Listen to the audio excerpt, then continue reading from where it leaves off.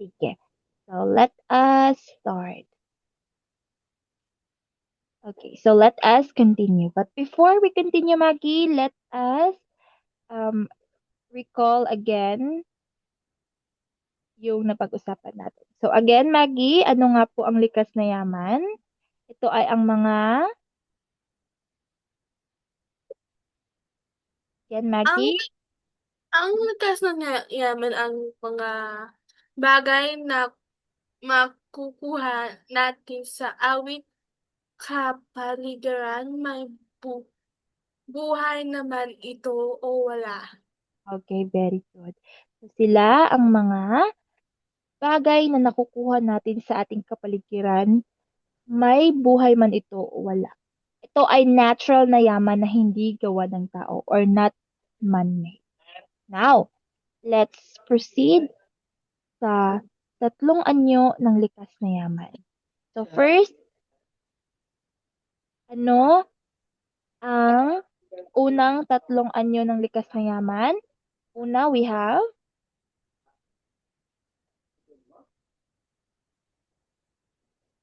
sige Maggie, At mga ang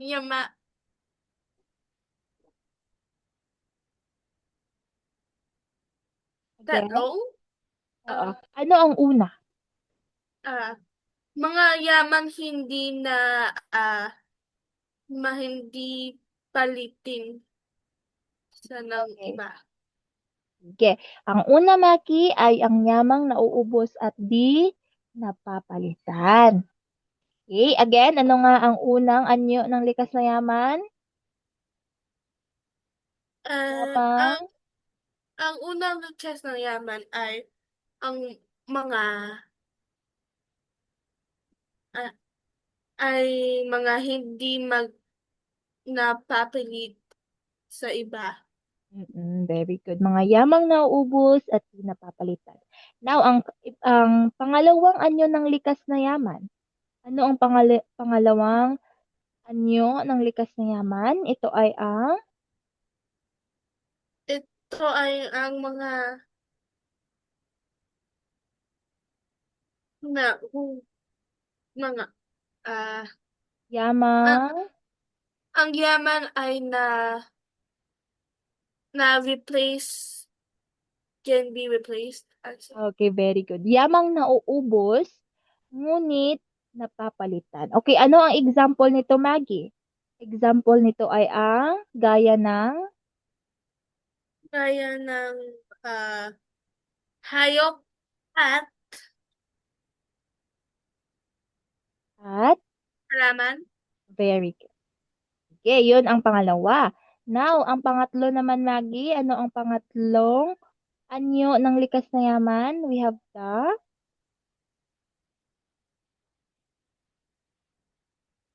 ano ang pangatlo, Ah, Maggie? Ito ay ang, ay ang mga yaman ng hindi nag-ubos. okay, mga yamang di nauubos tulad ng, halimbawa, Halimbawa ng tubig at hangin. very good, tubig at hangin. Okay. So, dito na tayo sa apat na uri ng likas na yaman. So, again, ang apat na uri ng likas na yaman ay meron tayong yamang lupa, yamang tubig, at yamang gubat, at yamang mineral. Sige, Maggie, let us start po sa yamang lupa.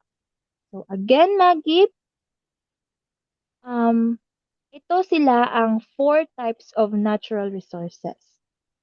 Sige, isipin mo na ang ating kapaligiran ay isang malaking mall kung saan libre nating nakukuha ang lahat ng kailangan natin para mabuhay. Upang hindi tayo malito, ito ang apat na pangunahing department ng mall or ng malaking mall, which is ang apat na uri ng likas na yaman. So first, we have yamang lupa. So, yamang lupa, in other words, is land resources. Yes. Maggie, Okay, please listen. Ang yamang lupa ay ito ang lahat ng bagay na itinatanim natin sa lupa o mga pagkain na galing sa mga pananim.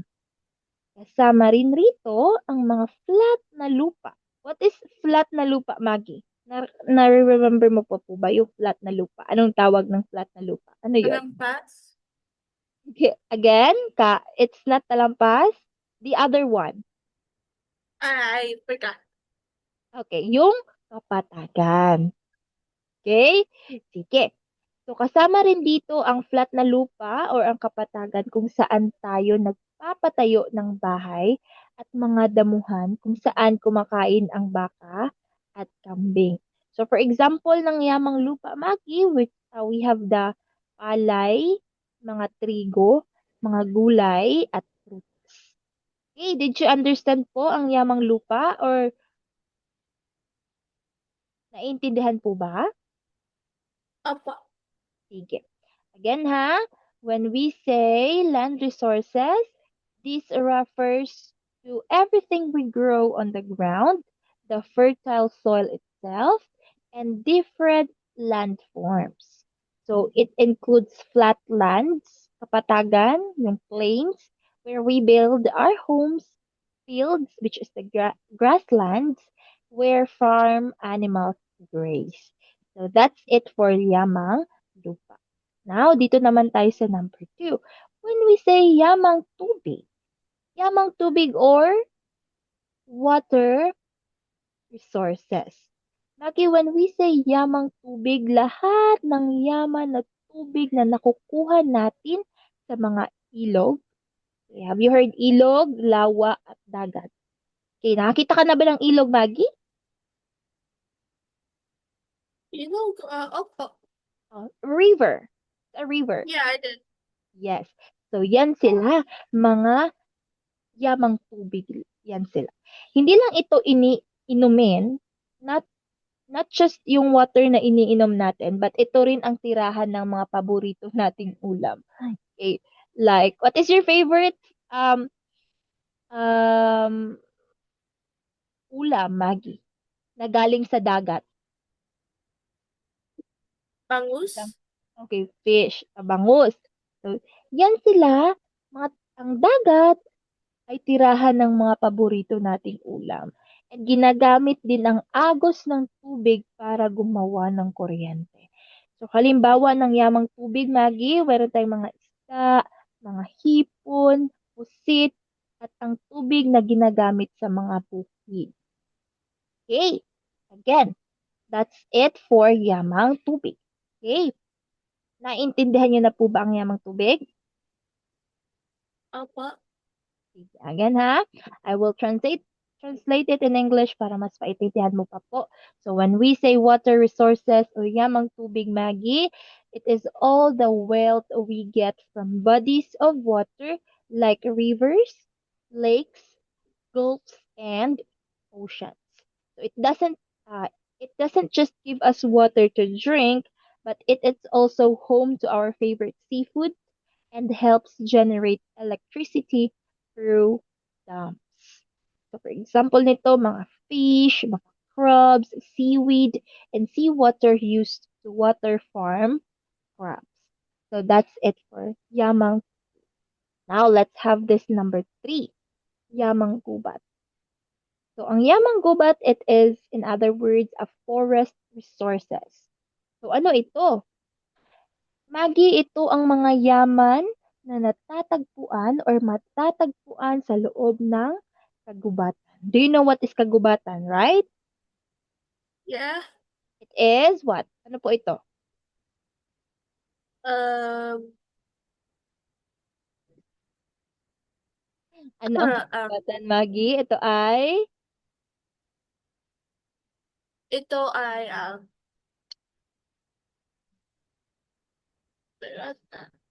Okay. Ito ay wild jungles or forest.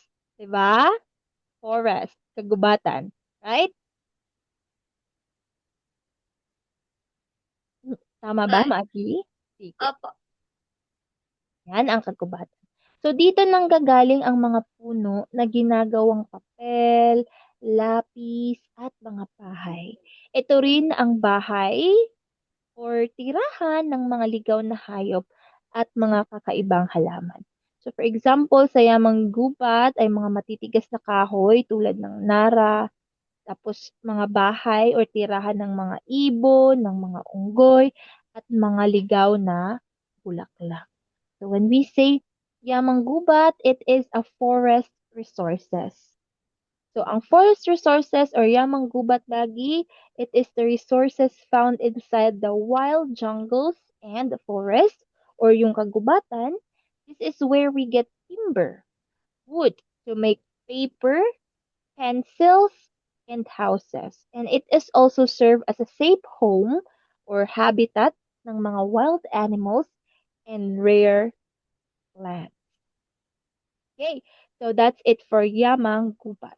Now, do you have any questions po sa Yamang Gubat? Naintindihan po ba?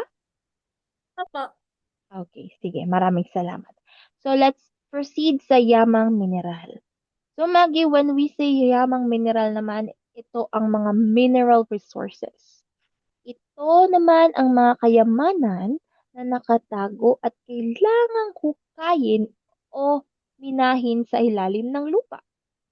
Okay, napakahalaga nito dahil ito ang ginagamit sa paggawa ng mga bakal, cellophane, alahas, at mga langis na nagpapatakbo sa mga sasakyan. So, ang halimbawa ng yamang mineral magi is we have ang ginto, ang pilak, ang tanso, ang carbon or coal, at langis. So, ang yamang mineral again, Maggie, ito ay ang mga mineral resources. So these are valuable materials hidden deep down that humans have to dig up. Kailangan pa itong hukayin or mine for under the earth. They are incredibly important because they are used to build cars, smartphones, jewelries, and also fuel for our vehicles. So that's it for Yamang Mineral. So overall, Maggie, just a quick summary of this one. So when we say Yamang lupa or land resources, this is the crops, the vegetables, and soil used for farming. And then when we say Yamang tubig, ito yung mga water resources like fish and water from rivers and oceans used for drinking and energy. Then when we say Yamang kubat or the forest resources, yun sila ang mga trees, timber, and wild animals living in the jungle. And then when we say mineral resources, yun ang mga gold, copper, and oil hidden deep under the ground. So, overall, Maggie, ang Asia is rich. Asia is rich, but we must protect and use our resource responsibly. Okay, Maggie, that's it for the apat na uri ng likas na yaman. Naiintindihan niyo po ba? Or do you have any questions or clarifications about dito sa apat na ito? Or wala na po? Wala na po. Okay, maraming salamat. Sige. Let us continue. Magpatuloy na po tayo sa tanong na. Okay, ano ang unang tanong? I mean, ang sunod na tanong pala. We have the, sige, maaari mo po bang basahin? Uh, Isya, uh, ito ang pinakamalaki na pinakamalawak at pinakamalamang kontinente. Okay. So, ang tanong is, ano-ano ang likas na yaman ng Asya? So, Asya. Ano nga ba ang Asya? So, pag sinasabi nating Asya, Maggie, pag sinabing Asya, ito ang pinakamalaki. Ano ang pinakamalaki? What is pinakamalaki, Maggie? It is biggest, right? Russia? The largest. Yes. Yes. Ang tanong ko po, pag sinasabi po nating Asia, ito ang pinakamalaki. Meaning, it is the largest. Then, pag sinasabi nating pinakamalawak, ito ay most expansive. And pinakamayamang kontinente, it is the richest continent. So again, pag sinabing Asia, what is Asia? Ano ang Asia? Ang Asia po ay ito ang pinakamalaki, pinakamalawak, at pinakamayamang kontinente. Okay. Dahil ang Asia ang pinakamayaman, ibig sabihin, Maggie, sa atin matatagpuan ang pinakamaraming supply ng mga bagay na kailangan ng buong mundo. Tulad ng langis, mga pananim, mga ginto, kaya napakahalaga ng papel ng Asia sa buong daigdig. Again, Maggie, because Asia is the richest, it means our continent holds the world's biggest supply of essential goods. For example, like the oil, the crops, and the precious metals. This makes Asia incredibly important to the entire economy. Okay? Okay. So again, pag sinabing Asia, ano nga ang Asia, Maggie? Ah, Asia ay ang pinakamalaki ng kontinente. Pinakamalaki, pinakamalawak, at pinakamayamang kontinente. Sige. So, dito na tayo sa rehiyon ng Asia. Okay, so merong 5 bahagi ang rehiyon ng Asia. Sige. Let us start so meron tayong kanlurang Asia, gitna, hilagang Asia, timog Asia, silangang Asia, at timog silangang Asia. So let us start po sa kanlurang Asia. Okay, maaari mo po bang basahin ang kanlurang Asia? Nalunan ita, ito, kilala ito bilang isa na pinakamalaking pinapuhan ng Pinagkukunan ng naglangsing at petrolo sa dugo mundo. Okay, very good. So, ang kanlurang Asia, ito ay kilala bilang pinakamalaking pinagkukunan ng langis at petrolyo sa buong mundo. When we say langis, Maggie, ito ay oil. Okay? So when we say Kanlurang Asia, it is a West Asia. So, ang Kanlurang Asya ang pambato ng mundo pagdating sa enerhiya. Bakit? Dahil ang Kanlurang Asya, Magi, sila ang pinakamalaking pinagkukunan ng langis, is the oil at petrolyo sa buong daigdig. Dahil dito, sa Kanlurang Asya, ang mga bansa sa rehiyong ito tulad ng Saudi Arabia, UAE at Kuwait ay naging napakayaman dahil lahat ng bansa sa mundo ay bumibili sa kanila ng langis para sa mga sasakyan at pabrika. Okay. So again, ang Kanlurang Asya, Magi, it is recognized as one of the largest source of oil and petroleum in the entire world. Okay? You have to remember that.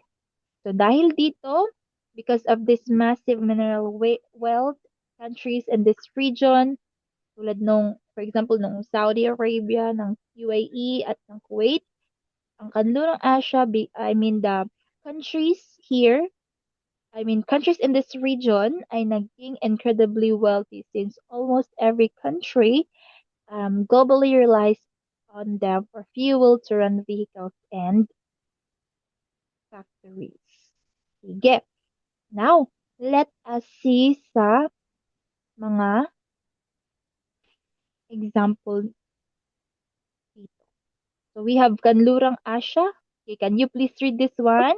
Ano ang tawag sa picture na ito? We have Iron ore. iron ore. Next, we have Um, Manganesa. yes, Okay. manganese. Okay, Magnet. next, manganese. It's manganese. Mangi. Manganese. Okay, manganese. Okay, look.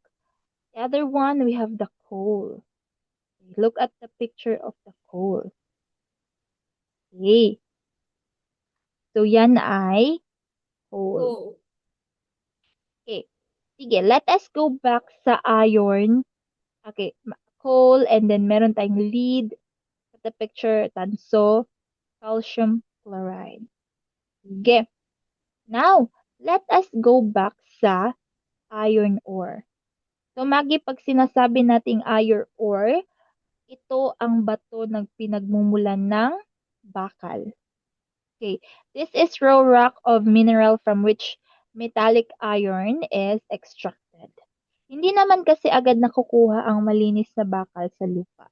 Kailangan mo na itong minahin bilang maruming bato, which is the iron ore, bago tunawin at gawing purong bakal. So when we say iron ore, this is the raw rock of mineral from which metallic iron is extracted. Okay? It is melted down in a big factories to make the steel used for building houses, bridges, and cars. So that's it, or that's the iron ore. Again, ang iron ore, Maggie, ito ang bato na pinagmumulan ng bakal. Next, we have the manganese. Look at the picture. Have you seen this one before? Nakakita ka na po nito or it's your first time po? First time seeing it. Okay.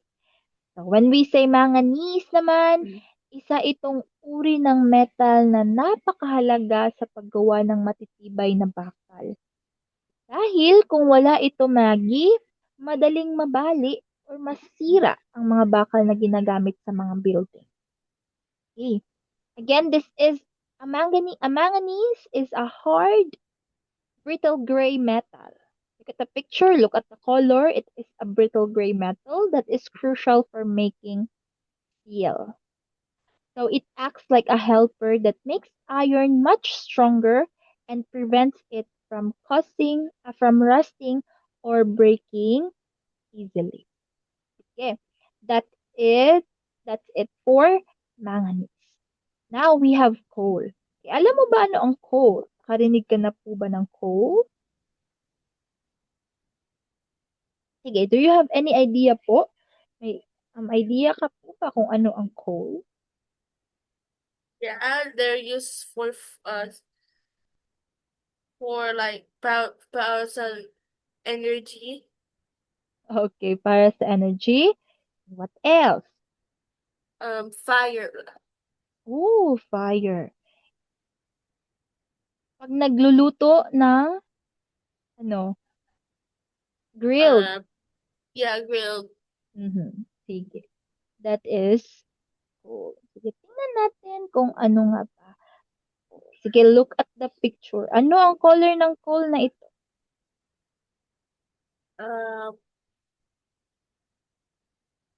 Brown. Okay. Black. It's a black. Sige. Now, when we say coal naman, ito ay isang uri ng itim o maitim na kayumangging bato na nakukuha sa pagmimina. Hindi ito, pero hindi ito yung sinasabi nating ginagamit natin sa pagluluto, Maggie.